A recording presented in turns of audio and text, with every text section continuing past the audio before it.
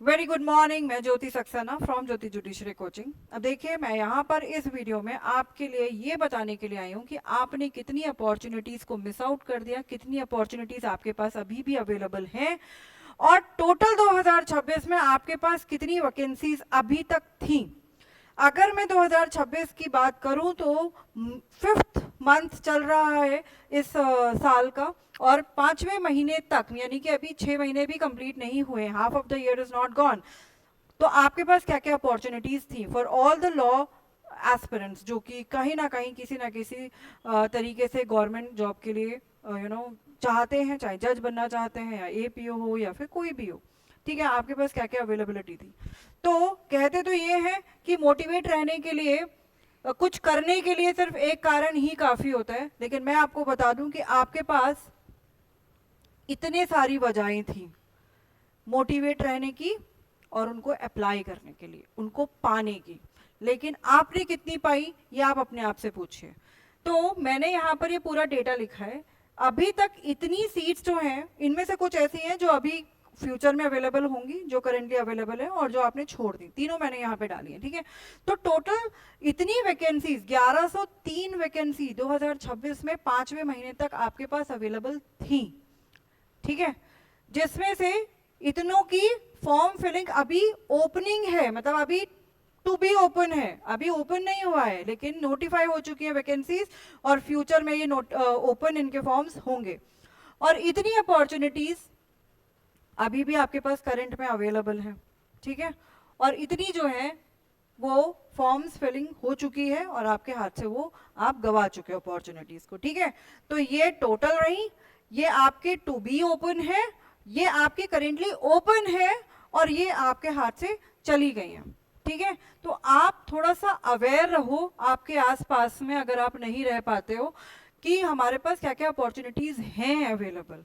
ऐसा नहीं है, बहुत सारे बच्चे खूब खूब पढ़ रहे हैं, लेकिन क्या है ना, ऑरा इतना बना हुआ है कि ये परेशानी है, वो परेशानी है, और या फिर हम जो है अप टू डेट नहीं है। तो ऐसा मत करिए यार। अगर आप प्रिपरेशन कर रहे हो किन्हीं किन्हीं एग्जाम्स की, तो और बड़े हो चुके हो, ग्रेजुएटेड बच्चे हो या टू बी ग्रेजुएटेड बच्चे हो, राइट, तो आपसे एक्सपेक्ट किया जाता है कि आप अपनी चीज़ों के लिए एटलीस्ट अवेयर रहें।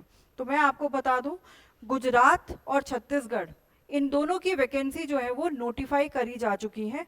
30 वैकेंसी छत्तीसगढ़ में, 237 वैकेंसी गुजरात का में नोटिफिकेशन आ चुका है, मतलब सीट्स को नोटिफाई करने का नोटिफिकेशन आया। यानी कि 2026 में इनका एग्जाम जो है वो होगा, मे बी लास्ट तक हो जाए, और मे बी ये 3 ईयर रूलिंग पर अगर एक बार कंप्लीट हो जाएं चीज़ें, तो ये तुरंत ही आपकी नोटिफिकेशन निकाल के आपका एग्जाम्स ले लें, कुछ भी हो सकता है। लेकिन ये ध्यान रखिएगा, गुजरात और छत्तीसगढ़, अगर आपने अभी कोई भी फॉर्म फिल नहीं किया है और देख रहे हो कि मैं फ्यूचर में क्या कर सकता हूँ, तो these two are available. Plus Bihar और बिहार एपीओ, ये दोनों ऑलरेडी फिल हो चुके हैं, आपके हाथ से जा चुके हैं। अब यहाँ पे 173 वैकेंसी सिविल जज की जी थी, ये 30 अप्रैल तक की जो है डेट अवेलेबल थी फॉर्म फिलिंग की, कंप्लीट हो चुकी है। और बिहार एपीओ की भी सीट्स जो है वो फॉर्म फिलिंग कंप्लीट हो चुका है, तो अभी आपके हाथ से निकल चुका है। बिहार का नहीं भरा तो बहुत बड़ी गलती करी आपने। उड़ीसा और UP APO, sorry, Haryana ADA और उड़ीसा, ये अभी ओपन है। हरियाणा एडीए की अभी सीट, ये थोड़ा डायलेमा है, अभी कंप्लीट मत मानो आप। उड़ीसा की अगर मैं बात करूं तो उड़ीसा में आप 8 जून तक फॉर्म फिलिंग कर सकते हो, अगर आपको कोई भी जुडिशरी का एग्जाम भरना, और अगर आप एलिजिबल हो तो आप उड़ीसा का फॉर्म भर सकते हैं। 78 सीट्स जो है वो अवेलेबल हैं अभी भी। 3 ईयर रूल यहाँ पर अप्लाई किया गया है, जिनके 3 साल की प्रैक्टिस हो चुकी है। इवन इन्होंने एक डेट दी है 2025 की, अप्रैल 25 में आपके 3 साल कंप्लीट हो जाने चाहिए, तो वो लोग फॉर्म फिल यहाँ पे कर सकते हैं। ठीक है, इसमें आगे और पीछे क्या होगा, क्या सही क्या गलत, मैं इस वीडियो में नहीं जा रही हूँ उस चीज़ पर, लेकिन एग्जैक्ट डेट नहीं पता, बट अप्रैल 2025 तक आपकी 3 ईयर प्रैक्टिस की कंप्लीट हो जाने चाहिए, वो लोग जो है इस एग्जाम को फिलअप कर सकते हैं। ठीक है, तो नहीं किया आपने फॉर्म फिलअप, करना है आपको, तो यहाँ पर जाइए। यूपी एपीओ जो है इसका तो मेंस होगा, अब प्री तो निकल चुका है। तो मैंने आपके सामने डेटा लेके आने का मतलब क्या है, एक तो यही बताना था कि आपके पास फ्यूचर अवेलेबिलिटीज क्या हैं, और आपको ये बताना भी था कि आपने क्या क्या अपॉर्चुनिटीज को मिस आउट किया है। तो ऐसा अपने साथ बिल्कुल भी मत होने दीजिए। सही बात है, कुछ करने के लिए हमें अगर एक कारण मिल जाए ना तो हम वो कर लेते हैं, और ना करने के तो हजार बहाने हैं। तो ना करने के आपके पास हैं एक्सक्यूजेस, उनको साइड करो, करने के लिए एक बहाना पकड़ो, वैकेंसी को पकड़ो। आपको सिर्फ एक सीट चाहिए, 1000 सीट की जगह आपको नहीं चाहिए। तो just fight, take look forward towards that one seat for yourself, और उसके लिए पढ़ाई करो, उसके लिए अपना सिलेक्शन लो, और अपनी ज़िंदगी में करियर को सेटल करो। क्योंकि ये सेटल होना, टाइम से सेटल होना बहुत इम्पॉर्टेंट है।